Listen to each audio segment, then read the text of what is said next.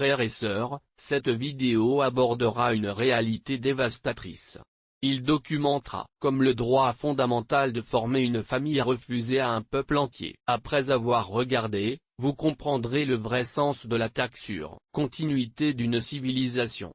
Si vous appréciez le droit sacré à la famille, inscrivez-vous. Si sur cette chaîne, laissez votre similaire et écrivez Secret de Life dans les commentaires. Nous parlerons pour la stérilisation forcée et les politiques coercitives de contrôle de la population imposées aux musulmans d'Ouïghurs en Chine et comment ces mesures menacent l'existence très future de ce peuple. La Chine a mis en œuvre des politiques démographiques qui visent spécifiquement à réduire les taux de natalité entre les minorités musulmanes. Et quel a été le résultat? Les statistiques officielles montrent une baisse drastique. Les taux de natalité dans le Xinjiang, en particulier dans les zones à prédominance, révélant l'impact dévastateur de ces politiques. Donc, si vous croyez en droit divin pour constituer une famille et avoir des enfants, regardez cette vidéo jusqu'à la fin. Nous sommes en 2020. Les rapports internationaux commencent à documenter une réalité dans le Xinjiang.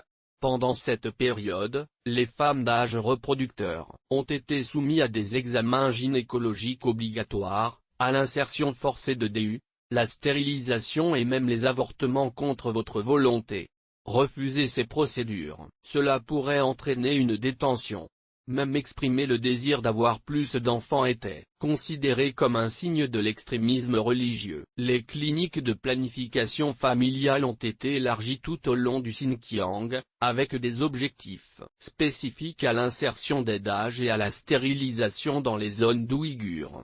Amis, avant 2017, bien que la politique du seul enfant chinois soit déjà en vigueur, les minorités ethniques, y compris les Ouïghurs, a joué de certaines exceptions qui ont permis 2 ou 3 enfants. Au cours des années suivantes, le gouvernement a mis en œuvre ce qu'il a appelé « planification familiale d'une application égale pour toutes les ethnies ».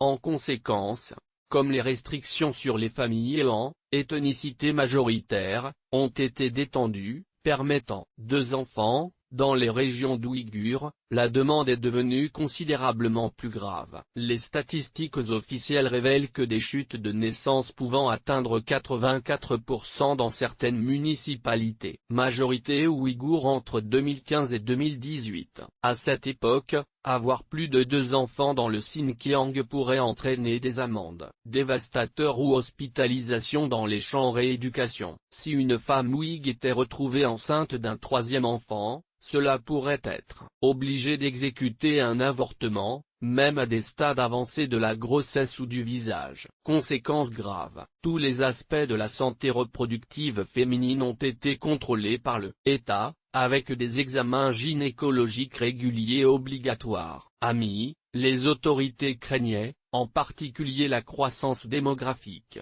Population musulmane, puis a mis en œuvre un programme de contrôle ciblé. Population.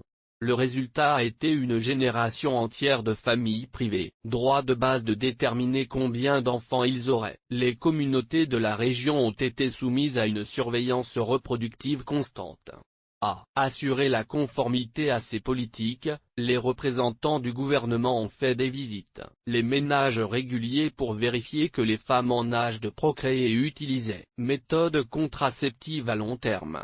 Chaque famille musulmane ouïghour a été forcée de accepter les interventions médicales invasives pour éviter des sanctions encore plus graves. Alors, vous pouvez imaginer la douleur des femmes forcées à renoncer à la maternité contre votre volonté religieuse et personnelle. Vous pourriez penser qu'avec de telles preuves documentées sur la stérilisation, contrôle forcé et coercitif de la naissance, il y aurait une réponse internationale, immédiate et énergique. Amis, nous voulons clarifier que bien que les rapports ont été publiés, la complexité géopolitique rend souvent les choses difficiles. Action concrète. Mais la conscience mondiale sur cette question est comme une rivière à croissance lentement. Il commence comme un petit flux d'informations, mais gagne progressivement. Mesurez que plus de témoignages et de preuves s'accumulent, devenant finalement impossible à ignorer. Ceci est un témoignage du pouvoir de la vérité à émerger. contre les forces puissantes. Il y a des rapports statistiques officiels sur le gouvernement chinois lui-même, confirmer la baisse drastique des taux de natalité ouïghour. Ces données prouvent qu'une politique de charcuterie Bérada est mise en œuvre pour modifier la composition démographique de la région, en faveur ethniquement de population majoritaire. La Chine peut essayer de justifier ces mesures en tant que modernisation ou développement, mais les statistiques démographiques révèlent une norme, spécifiquement adressée aux minorités musulmanes. Il y a encore des femmes qui ont réussi à quitter la région et maintenant, ils partagent leurs témoignages sur les procédures médicales forcées. Pendant audience dans les tribunaux internationaux, certaines de ces femmes ont présenté des rapports détaillés sur la façon dont ils ont été soumis à une stérilisation sans consentement. Vrai. Les experts des droits de l'homme et de la démographie confirment que les chutes dans les taux de natalité documentés dans le Xinjiang sont si radicaux qu'ils ne peuvent pas être expliqués par des facteurs naturels ou une urbanisation, suggérant fortement des interventions grandes à l'échelle coercitive. Des amis, des documents officiels d'un seul hôtel de ville du Xinjiang ont révélé des plans pour effectuer plus de 14 000 stérilisations en une seule année. Plus de 34% femmes d'âge fertile dans ce district. Nous aimerions partager avec vous un témoignage personnel qui, selon nous, illustrera la réalité humaine derrière ces statistiques. La procréation et la famille sont certainement des valeurs fondamentales de l'islam, où le prophète Muhammad a appris l'importance d'avoir des enfants et de construire des familles fortes. Chine, démontrer l'impact dévastateur des politiques qui contredisent directement ces valeurs sacrées dans le Xinjiang. Cette affaire s'est produite en 2019. Une campagne, une planification familiale intensive était en cours. Le gouvernement avait établi des quotas spécifiques pour les insertions de DOC, stérilisation dans chaque district, avec des incitations pour les employés qui ont atteint le objectif. En conséquence, les femmes ouïghures ont été soumises à des procédures médicales, sans consentement réel, souvent menacées de détention. Dans ce contexte, une femme ouïghour qui a réussi à se réfugier dans l'extérieur a partagé son expérience traumatisante. Je rapporterai vos mots tels qu'ils ont été documentés. Je vivais dans un petit communauté rurale près de Hotan et elle a déclaré, tout ce que j'ai vécu, j'aurai mon propre mot. J'avais déjà 2 enfants et il a été averti qu'il n'en pourrait pas plus. Un jour, les représentants du gouvernement sont venus à notre village et à toutes les femmes en âge de procréer ont été convoquées pour des examens médecins obligatoires. Quand je suis arrivé à la clinique, j'ai réalisé que quelque chose n'allait pas et je voulais comprendre ce qui se passait. J'ai vu des documents aux tables de médecins avec des listes de noms et procédures planifiées. Avec une peur croissante, j'ai remarqué que mon nom était marqué pour la chirurgie. Le même jour, quand je suis entré dans le cabinet du médecin, ils ne m'ont pas expliqué en détail la procédure, ils ont juste dit que c'était une mesure nécessaire de la planification familiale que toutes les femmes devraient accepter. Après avoir demandé avec insistance, une infirmière a finalement admis que ce serait une ligature tubaire, stérilisation permanente. La femme qui m'a dit que cela n'avait aucun moyen de refuser la procédure. J'ai approché discrètement d'un employé local et a supplié, s'il vous plaît, je n'ai que 26 ans. Peut-être que dans le futur, si les politiques changent, puis-je avoir un autre enfant? Froidement, c'est la politique actuelle. Si vous refusez, votre famille sera confrontée. Conséquence. Votre mari pourrait perdre votre emploi, ou vous pourriez être envoyé à étudier. Pourquoi ce système était-il si implacable? Quand j'ai observé plus attentivement, il y avait une divergence ethnique claire dans l'application. J'ai immédiatement remarqué que les employés de la même clinique n'ont pas fait face à la même pression pour la stérilisation permanente. Des options réversibles sont offertes. La femme a rapporté que lorsqu'elle a exprimé préoccupation concernant la compatibilité de la procédure avec leurs croyances religieuses, a été réprimandée. Les idées religieuses rétrogrades sont précisément la raison pour laquelle des mesures sont nécessaires. Personne n'a remis en question cette justification. Expérience traumatisante, il a appris des cas similaires partout. Toutes les femmes du village ont été confrontées au même dilemme, mais ont rarement discuté le sujet ouvertement, craignant que toute résistance ait été interprétée comme motivée par l'extrémisme religieux. Personne n'a partagé publiquement la douleur de se voir refuser la maternité, que les conséquences de la protestation étaient trop graves. Seulement ils se conformaient, extérieurement comme ils souffraient en silence. Au fil des mois, j'ai remarqué une transformation profonde dans la communauté, célébration de naissance, avant fréquents, ils sont devenus rares. J'ai demandé à un aîné du village comment gérer cela, perte, et elle a juste répondu que nous devrions vous remercier d'avoir encore notre enfant existant. Au cours de cette campagne intensifiée, j'ai trouvé que certaines femmes plus jeunes, toujours sans enfant, ils vivaient constamment la crainte que leur droit futur à la maternité être compromis.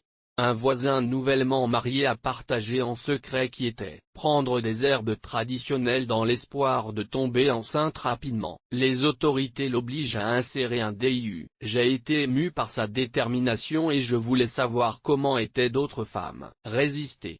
Une femme âgée de la communauté m'a parlé d'une jeune femme qui avait caché votre grossesse en utilisant des vêtements lâches jusqu'au 7e mois, quand il serait en retard, trop pour l'avortement forcé. J'ai été intrigué et j'ai demandé comment la communauté avait répondu à ces politiques. L'aîné, il soupira profondément, dans nos prières privées, nous demandons à Allah de protéger nos virages et nos enfants. Notre tradition enseigne que chaque enfant est une bénédiction. Comment pouvons-nous accepter que l'État détermine combien de bénédictions pouvons-nous recevoir? J'ai ensuite demandé comment ces politiques affecteraient l'avenir de la communauté ouïghe.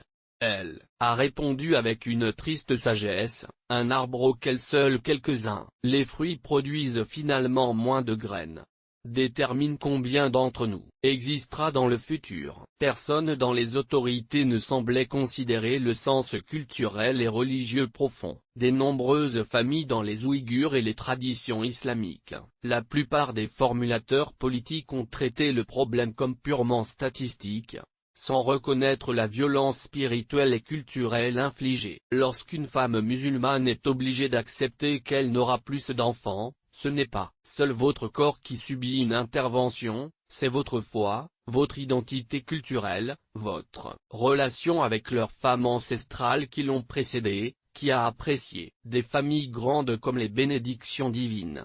Les statistiques peuvent montrer des chutes, taux de naissance, mais ne peuvent pas mesurer la profondeur de cette blessure collective. Une femme a ensuite rapporté que lorsqu'elle a finalement réussi à quitter le Xinjiang, elle a porté je peux non seulement la douleur physique de la stérilisation forcée, mais le traumatisme psychologique de « ayez votre droit divin de violer la procréation ». Elle a conclu que son témoignage reflète que pour les communautés musulmanes comme le Ouïghour, où les enfants sont considérés comme des bénédictions d'Allah et de la continuité de la famille sacrée, ces politiques représentent une forme de violence qui transcende le physique.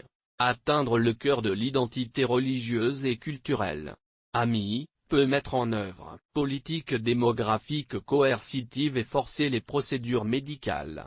Mais la valeur sacrée de la vie, la famille et la procréation restent enregistrées dans le cœur des croyants, leur rappelant constamment la violence à laquelle ils ont été soumis. Ami, contemplant cette réalité profondément inquiétante, je me souviens du verset du Coran qui dit « La richesse et les enfants sont l'ornement de la vie terrestre ». 18h46, mettant en évidence la valeur sacrée que l'islam accorde à la famille et aux enfants comme bénédiction divine. Écrivez droit à la vie ou famille sacrée dans les commentaires.